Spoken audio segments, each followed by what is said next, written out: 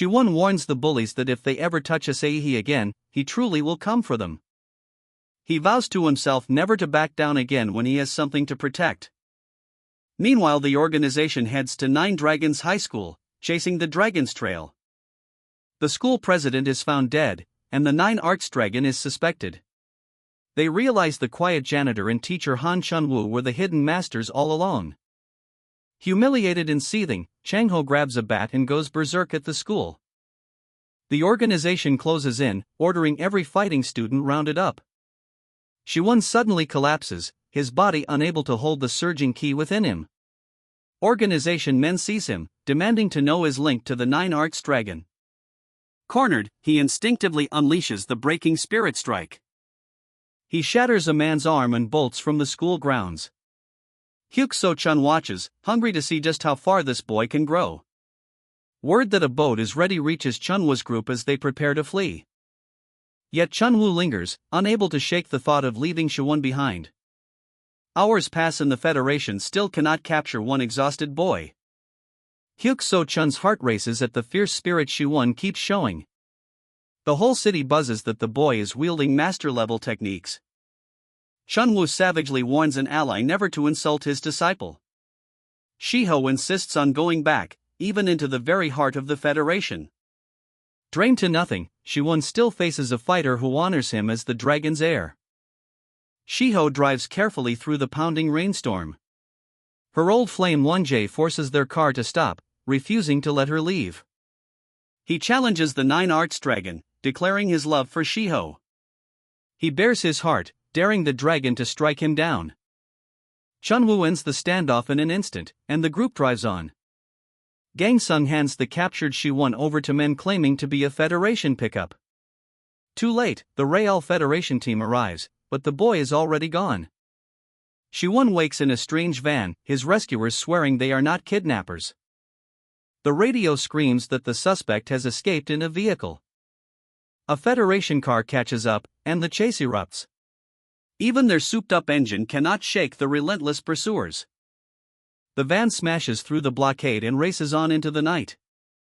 Shiwoon's van breaks past the third perimeter, stunning the entire Federation. Meanwhile, a lone man strolls up to the Alliance headquarters, asking for Shiwoon. Calmly, he calls himself the Angel of Death. The Federation realizes a traitor has been leaking their radio channels. A man with a cast on his arm attacks the entrance with terrifying power. The cameras confirm it, the Nine Arts Dragon has come knocking. The chief warns against rushing the dragon, sensing his sudden appearance as a diversion. The one-eyed Iron Fist Manju burns for revenge against the man who once took his eye. He charges out alone, screaming for the dragon to face him. Chunwoo had been waiting, almost disappointed no one chased him sooner. With a single flick, he sends the Manju's car flying through the air. The chief plots to lure the dragon with a fake report that his disciple was caught. The two clash, threatening to bring the whole building down around them. Chunwoo exposes the fatal flaw of the iron body technique: it slows both body and mind.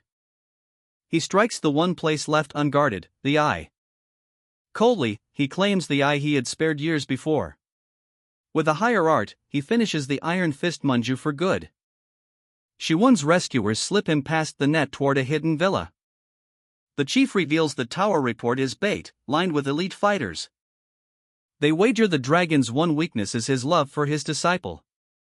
A flashback shows Chunwoo branded a lineless upstart for claiming the Nine Arts Dragon title. His only wish had been to free his imprisoned master, Unwol. But the Mun just deny ever making such a promise.